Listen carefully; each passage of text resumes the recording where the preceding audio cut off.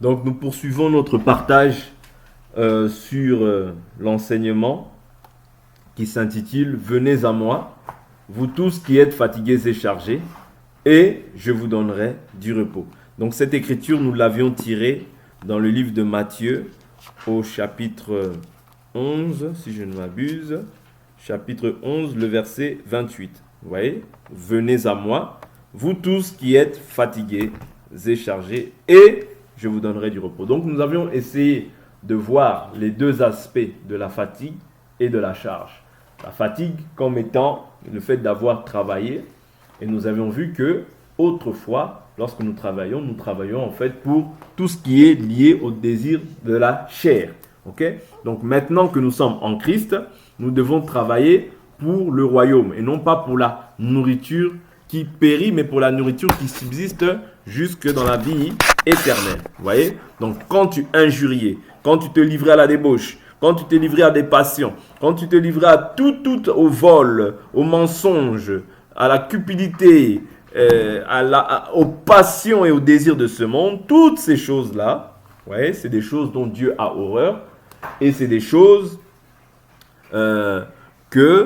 auxquelles tu dois mettre un terme. Pourquoi? Parce que Jésus a dit, venez à moi, 1, vous tous, 2, 3, qui êtes fatigués, 4, chargés, et je vous donnerai quoi? Du repos. C'est-à-dire, le but de venir à Jésus, c'est au final pour avoir le repos. Ouais. Est-ce que vous comprenez? Venez à moi, vous tous qui êtes fatigués et chargés, je vous donnerai du repos. C'est-à-dire Jésus te garantit le repos. À toi qui es fatigué, à toi qui es chargé. Le repos, Marc nous parle de cela en nous disant quoi? Je vais prendre une écriture. Marc chapitre 2 nous dit au verset 27, il dit, puis il leur dit, le sabbat a été fait pour l'homme et non l'homme pour le sabbat, de sorte que le Fils de l'homme est maître même du sabbat. Ah, donc là on comprend que le repos, qui est le sabbat, celui qui en est le maître, c'est celui qui appelle. Ok? Parce qu'il dit venez à moi. Il ne dit pas venez à quelqu'un d'autre, non, il dit venez à moi. Vous tous qui êtes fatigués et chargés, je vous donnerai du repos. C'est-à-dire qu'on comprend que le repos, c'est le 7e jour. Le repos, c'est tout un homme. Et cet homme-là s'appelle Jésus-Christ. Oui. C'est lui qui est le maître du sabbat. Ok? C'est lui qui est le maître du sabbat. Or, en 7 jours, Dieu a créé les cieux et la terre, l'homme et la terre et tout ce qu'elle renferme. Ouais. Et le 7e jour, il se reposa. Donc ici, on comprend même par cette écriture que Jésus est Dieu. Puisqu'il dit que, hein, puisqu'il dit que puisqu'il dit le Fils de l'homme est maître du sabbat. Ouais. Je crois que c'est Marc, tu cherches l'écriture, Marc chapitre 2, verset 27 à 28. Ouais. Marc 2, 27 à 28. Ouais. Donc ici, on comprend même la divinité de Jésus. Pourquoi? Parce que l'écriture dira aussi plus loin, nul ne peut venir au Père si le Père ne l'attire, afin que je le ressuscite au dernier jour. Vous comprenez? Donc on comprend par là que Jésus est le Père. Parce que c'est lui qui dit qu'il est le maître du sabbat. Or le sabbat c'était le jour du repos. Donc le jour du repos on ne travaillait pas.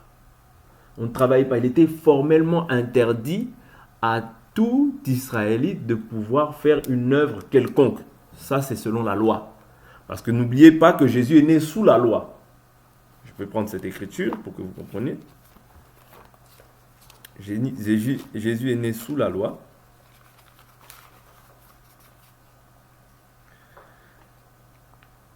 Jésus est né sous la loi. Galates chapitre 4, je prends le verset 4. Mais lorsque les temps furent accomplis, Dieu a envoyé son Fils, né d'une femme, né sous la loi, afin de racheter ceux qui étaient sous la loi, pour que nous recevions l'adoption. Et parce que vous êtes des fils, Dieu a envoyé dans nos cœurs l'esprit de son Fils, qui crie Abba, Père. Oui. Ainsi, tu n'es plus esclave, mais fils. Et si tu es fils, tu es aussi héritier, grâce à Dieu. Oui. Donc ici, on comprend que nous ne sommes plus esclaves, mais fils. Oui. Nous avons reçu l'adoption par Jésus, parce que Dieu a son Fils. Son Fils, c'est Jésus. Dieu a un seul Fils, Et nous, quand nous croyons, nous rentrons en fait dans ce qu'on appelle l'adoption. Nous avons été adoptés. Ok? Donc, par là, je veux dire quoi? Je veux dire que Jésus est venu sous la loi pour acheter ceux qui étaient sous la loi et ceux qui étaient esclaves. Ouais? Qui étaient esclaves? Qui était le peuple de loin? C'était nous, les nations. Ouais? Qui étaient esclaves aussi? Même ceux qui étaient sous la loi étaient esclaves. Parce que Jésus dit quoi? Vous dites que... il dit quoi? Il dit, nous ne sommes esclaves de personne. Non, Jésus dit, vous connaîtrez la vérité vous rendra libre. Il dit, nous n'avons jamais été esclaves de personne. Il dit, nous avons pour père Abraham. Il dit, cela Abraham ne l'a pas fait. Vous voyez? C'est-à-dire, il dit, si vous dites que vous êtes fils d'Abraham, faites les œuvres d'Abraham. Vous voyez? Mais Jésus reconnaît qu'ils sont esclaves. Pourquoi? Parce qu'ils ont le désir de tuer. Vous voyez? L'esclave obéit en fait aux passions de sa chair. L'esclave obéit au désir de sa chair. Et c'est ce que nous étions autrefois. Voilà pourquoi même ceux qui étaient sous la loi étaient... Paul résume la loi en disant que le bien que je veux faire, je ne parviens pas à le faire. C'est le mal que je ne veux pas faire, que je fais misérable que je suis, qui me délivrera de ce corps de mort. Vous voyez? C'est-à-dire que même sous la loi, comme c'est une loi, Paul explique cela comme étant une loi charnelle. Non, la loi est spirituelle, mais lui, il est charnel, vendu au péché. C'est-à-dire que sans le Saint-Esprit, si aujourd'hui nous triomphons de la loi et de toutes ces choses, c'est par le Saint-Esprit. Ce n'est pas pour une vaine gloire ou ce n'est pas pour nous un sujet de pouvoir nous en glorifier.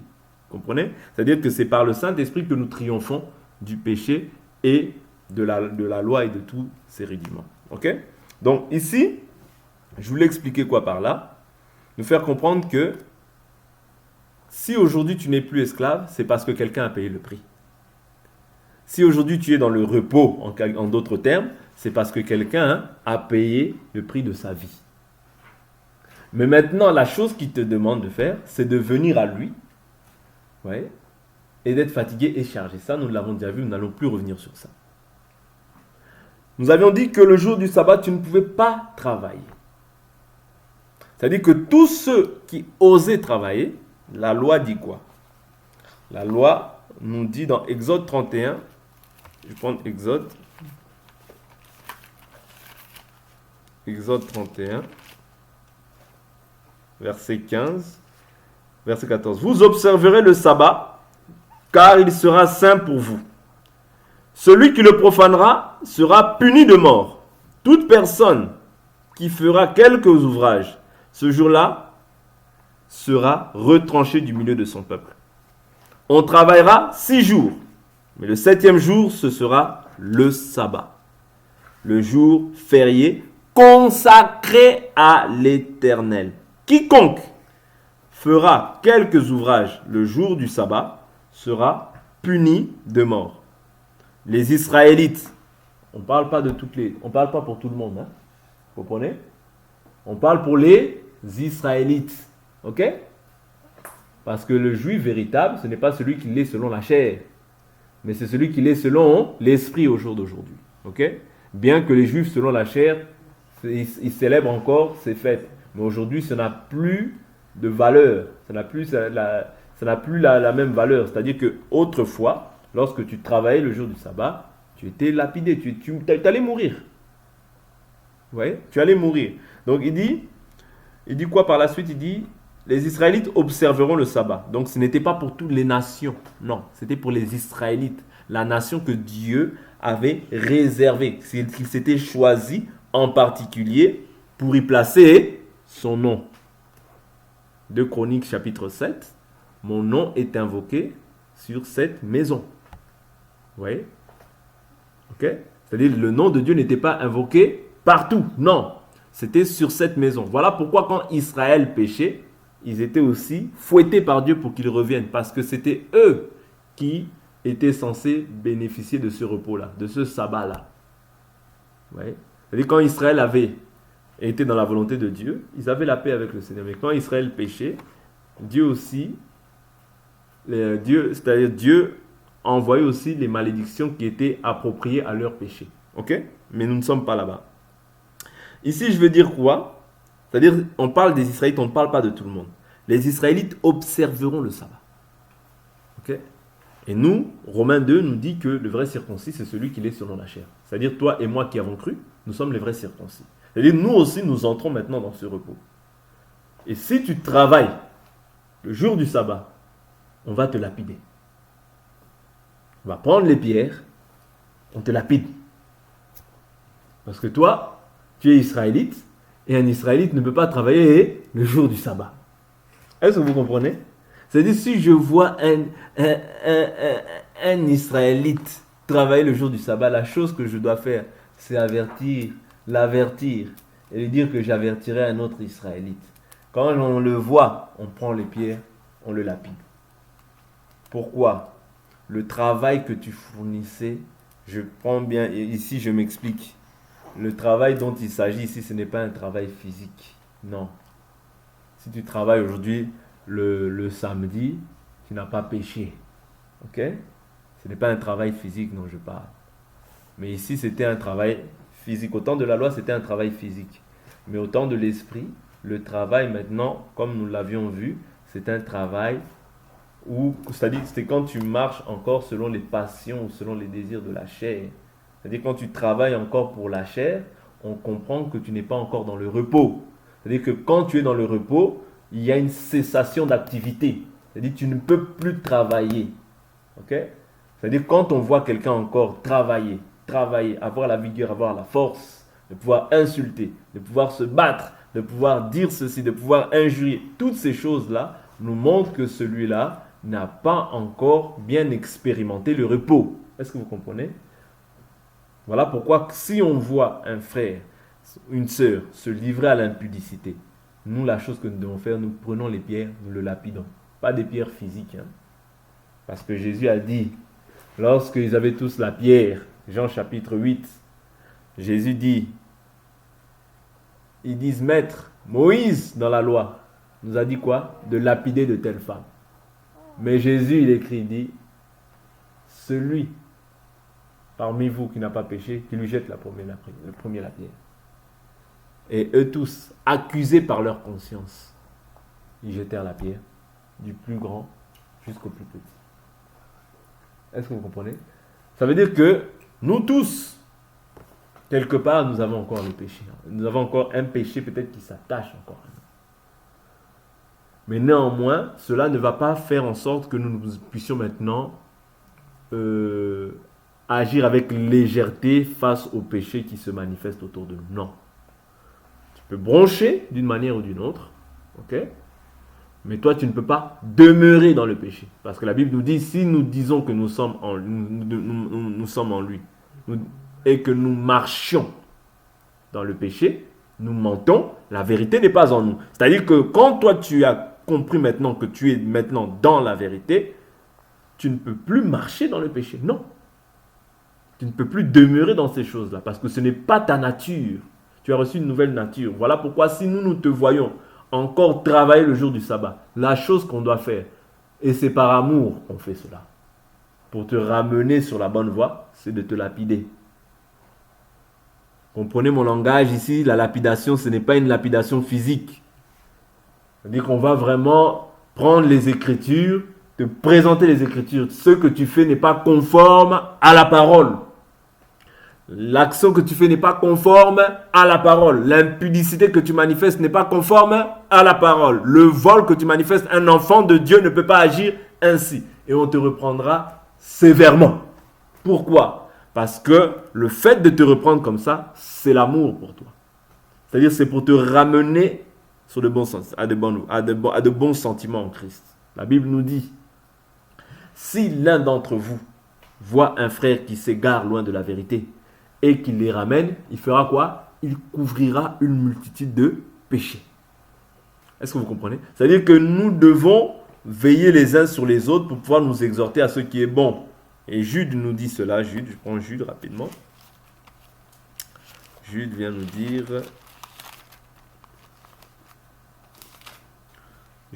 dire... au verset... Voilà, au verset 22. Ayez pitié des uns, de ceux qui doutent. Jude 22. ayez pitié des uns, de ceux qui doutent. Sauvez-les en les arrachant au feu.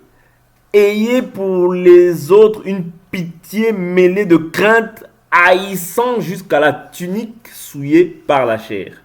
Vous voyez? À celui qui peut vous préserver de toute chute et vous faire paraître devant sa gloire irréprochable dans l'allégresse. À Dieu seul, notre Sauveur par Jésus-Christ, notre Seigneur, soit gloire, majesté, force et autorité dès avant tous les temps, maintenant et dans tous les siècles. Amen. Vous voyez? C'est-à-dire que, qu'est-ce que nous devons faire? Nous devons sauver, ayez une pitié des uns, de ceux qui doutent. Sauvez-les en les arrachant au feu. Qu'est-ce que c'est que le feu? Le feu, c'est le feu de la géhenne. Mais il y a aussi le feu comme étant le jugement. Vous voyez? Le feu comme étant le jugement. C'est-à-dire, nous devons avoir une pitié, mais mêlée de crainte. Pas une pitié aveugle, non. La pitié aveugle n'existe pas. C'est-à-dire, la pitié mêlée de crainte, c'est-à-dire, je dois avoir une pitié qui est selon les Écritures. Pitié pour pouvoir te ramener en fait à de bons sentiments. Pitié pour pouvoir te ramener en fait sur le chemin étroit qui mène à la vie. Mais si ça reste une pitié charnelle, ça n'a pas d'intérêt. Est-ce que vous comprenez? Ayez une pitié mêlée de crainte, haïssant jusqu'à la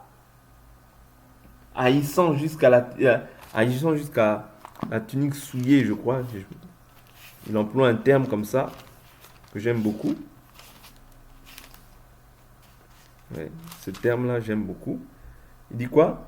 Haïssant jusqu'à la tunique souillée par la chair. C'est-à-dire, nous devons haïr en fait le péché au milieu de nous. Nous ne devons pas en fait nous plaire dans le péché. Non.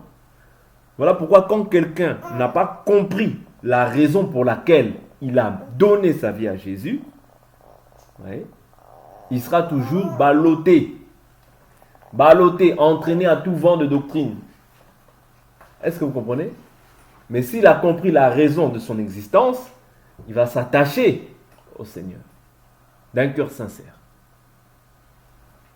Parce qu'il faut d'abord être fatigué et chargé.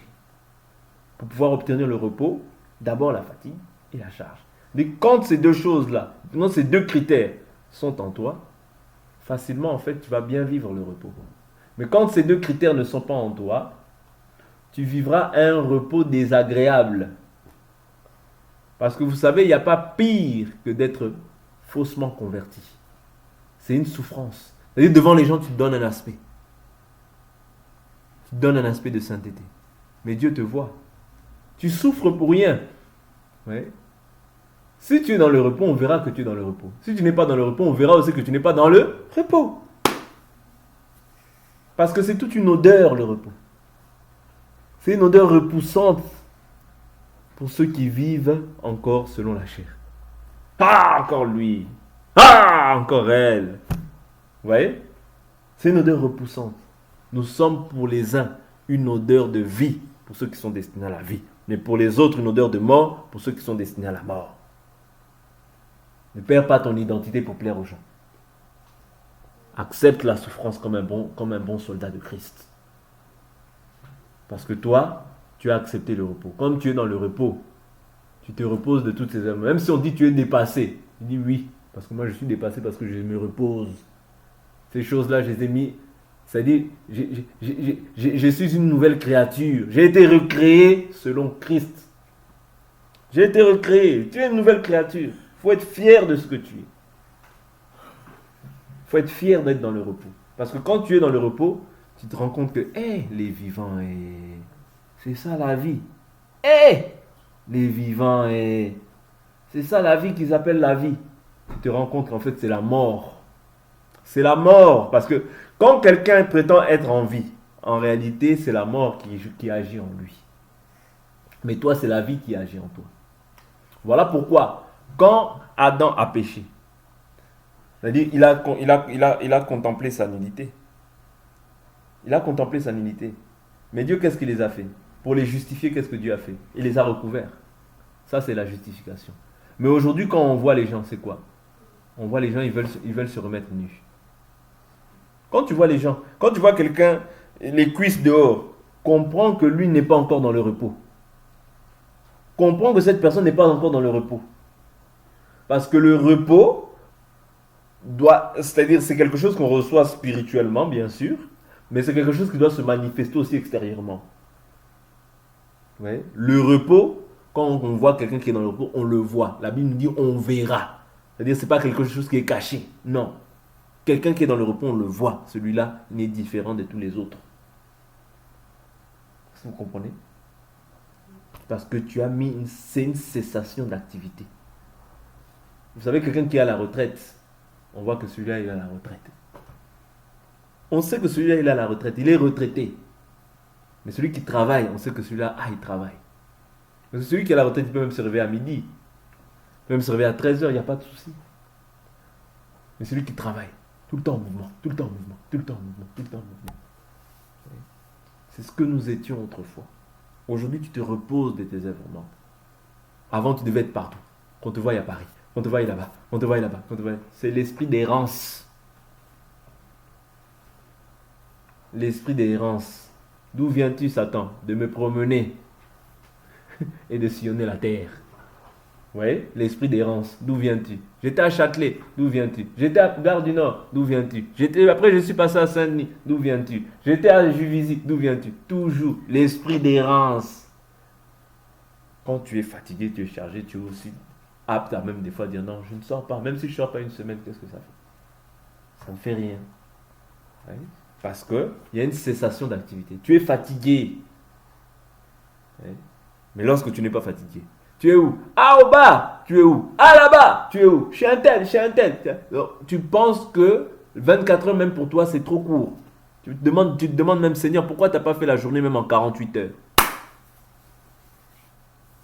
Pourquoi? Parce que tu veux errer, errer, errer, errer. Qu'on te voie partout. Tu ne peux pas manquer. Les dernières paires de choses, il faut que tu l'aies. Tu es esclave. Jésus est venu mettre un terme à l'esclavagisme dans lequel tu étais autrefois. Pour te rendre libre à tous égards. Tu verras des gens, s'ils ne sont pas pomponnés, s'ils n'ont pas changé leur visage, s'ils n'ont pas mis des cheveux compliqués, ils ne peuvent même pas sortir. Esclave.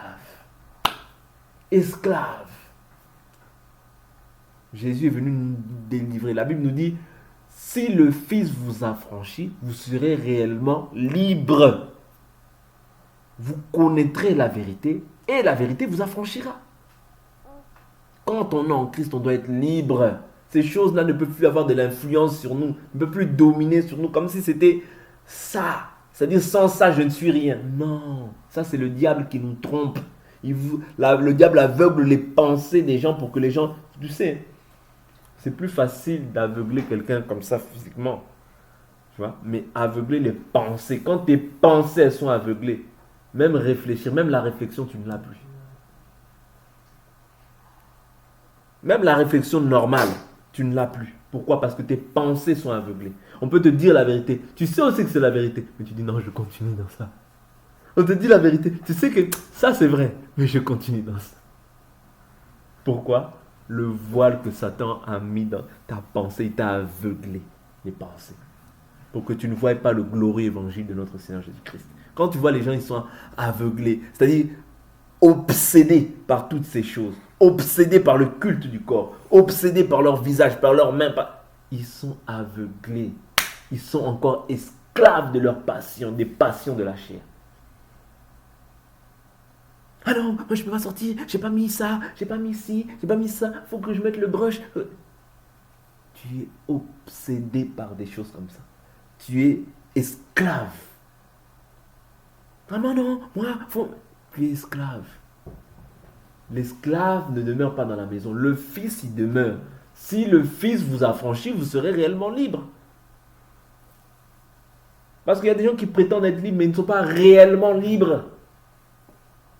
Or, on ne peut pas être à moitié libre. Soit tu es libre, soit tu es esclave. Si tu n'es ni chaud ni froid, Dieu te vomit.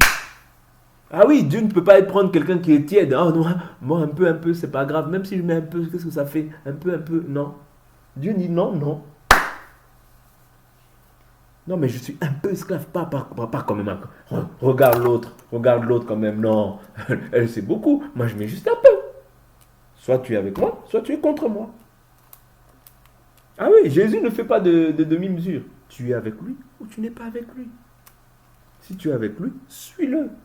Si tu n'es pas avec lui, suis le monde. Dieu ne t'a pas forcé à le suivre. Dieu te conseille de choisir la vie. Il dit, je te conseille de choisir la vie afin que tu sois heureux et que tu vives. Ah oui, parce que la vraie vie, c'est pas ça ce qu'on voit là. Le travail, tout ça, c'est pas ça. C'est pas ça. Ça, c'est un voile. La véritable vie, c'est après. C'est ce qu'on vivra après. Vous comprenez? Donc tout ce qu'on vit là, c'est un voile. Ce n'est pas la vraie vie. Vous comprenez? Mais il y aura une vie, il y a une vie plus excellente à venir. Il y a des choses plus excellentes à venir. Mais à condition que nous suivions Christ dans les détails, les moindres détails que lui il a fixés, qu'il a déterminés pour ton salut. Et pour ça, il faut absolument être fatigué, chargé. En dehors de ça, tout ce que tu vas faire, c'est la distraction sur distraction. Okay? Dieu est derrière sa parole, pas derrière les raisonnements ni la philosophie des hommes. La philosophie des hommes, c'est bien, mais ça ne sauve pas. Okay? La philosophie ne sauve pas. On ira tous au paradis. C'est faux. On n'ira pas tous au paradis. Ils iront au paradis que ceux qui auront cru en Jésus. Et croire veut dire observer sa parole dans l'entièreté. C'est ça, croire. N'oubliez pas, j'aime beaucoup cette écriture que je vous répète et que je vous répéterai jusqu'à la fin de mes jours. Je vous rappelle l'évangile que je vous ai annoncé, que vous avez reçu, dans lequel vous demeurez ferme et par lequel vous êtes sauvés. Si vous le retenez dans les termes dans lesquels je vous l'ai enseigné, autrement vous aurez cru en vain. C'est-à-dire, c'est possible de croire que tu crois. Moi je crois, moi je crois, moi je crois, moi je crois. Mais si tu n'es pas réellement libre, tu n'as pas encore cru. Croire, c'est être réellement libre. C'est ça, croire. Je crois en Jésus, oui. C'est pas les visions, c'est pas les songes, non, ça c'est non. Parce que plusieurs diront ce jour-là, Seigneur, nous avons eu des visions. Seigneur, nous avons chassé les démons. Croire, c'est pas forcément chasser les démons. Tu peux ne pas chasser les démons, mais si tu gardes la parole, tu es sauvé. Il y en a d'autres qui chasseront les démons et diront ce jour-là, Seigneur, Seigneur, Seigneur. Non, je ne t'ai jamais connu. Pourquoi? Parce que quand tu connais Jésus, tu prétends connaître Jésus. Tu gardes sa parole. C'est ça, connaître Jésus. Garder sa parole. Point bas.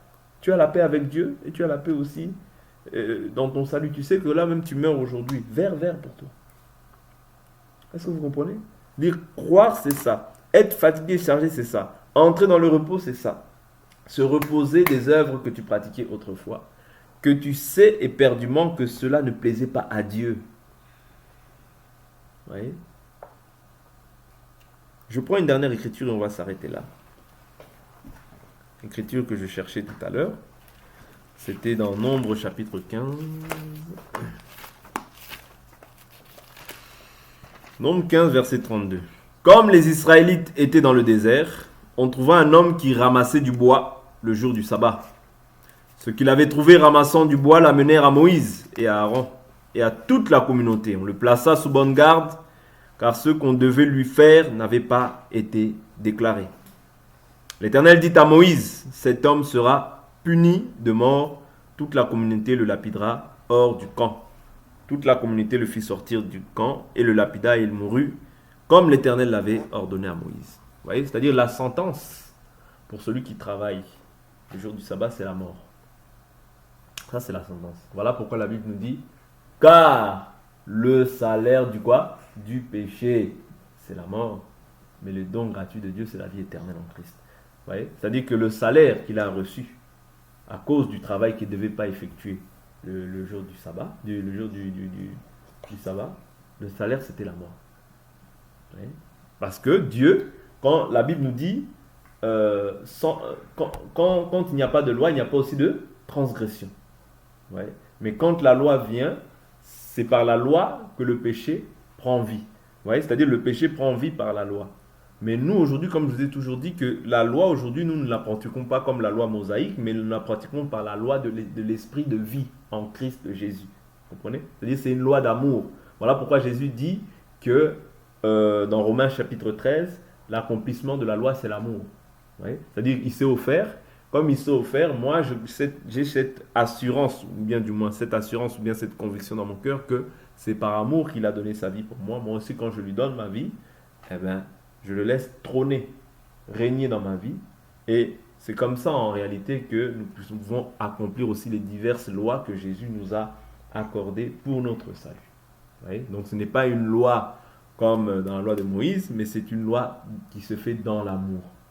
Est-ce que vous comprenez? Donc le salaire ici, vu que la personne avait transgressé la loi, c'était la mort. Ouais. Voilà pourquoi nous croyons aussi que quand quelqu'un vit dans le péché, le salaire qui s'en suivra, c'est la mort. Ouais. Parce que au jour du sabbat, comme je vous dis, on ne travaille plus. C'est une cessation d'activité. Tu entres dans le repos, te reposes de tes œuvres. C'est ce que nous avions vu aussi dans Hébreux 4, je crois, c'est la dernière fois, quand on avait partagé Hébreux 4, où l'Écriture dit que aujourd'hui, nous avons encore un nouveau jour de sabbat. Ouais, nous avons encore un nouveau jour. Je peux prendre cette Écriture rapidement et je m'arrête là. Une minute et je m'arrête là. Une minute, je m'arrête là. Hébreux, je prends juste l'Écriture et je m'arrête là. Hébreux 4, verset 6. Ainsi, puisqu'il est réservé à certains d'y entrer, et que ceux qui avaient reçu les premiers cette bonne nouvelle n'y entrèrent pas, à cause de leur incrédulité. Aujourd'hui, en disant bien longtemps, après par la bouche de David,